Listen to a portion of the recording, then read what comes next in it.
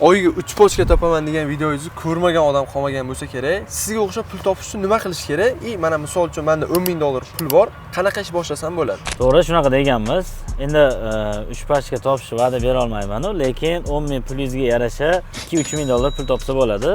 Bunda bizda tayyor proyektlar bor. Ya'ni bu qanaqa bo'ladi?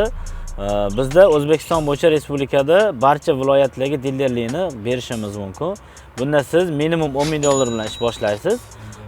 Bunda qanaqa bo'ladi? Deylik, sizga mijozlarni taqdim etamiz, sotuvingizni to'g'rilab beramiz. Ya'ni bu sxemani hammasini sizga noldan o'rgatib beramiz. Bu loyihaga men umrimda go'sht sotgan bo'la emasman. Bu sohaga qanaqa qilib kirsa bo'ladi? Bir muammosi yo'q. Bu qanaqa holatda bo'ladi? Sizga siz bilan birgalikda biz sotuvchimiz boradi, sizning hududingizda boshlang'ich 5 ta mijozni olgungacha bo'lgan holat, ya'ni sotuv jarayoni oshirgungacha bo'lgan holat sizga o'rgatadi.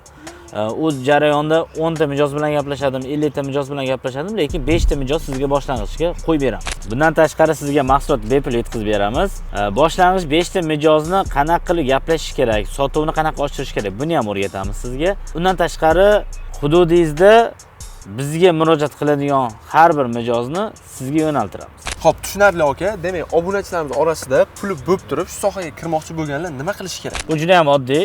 Buning uchun pastdagi nomerga telefon qilishlari kerak bo'ladi yoki kommentariyaga diller so'zini yozib qoldirsin, biz sizga aloqaga chiqamiz.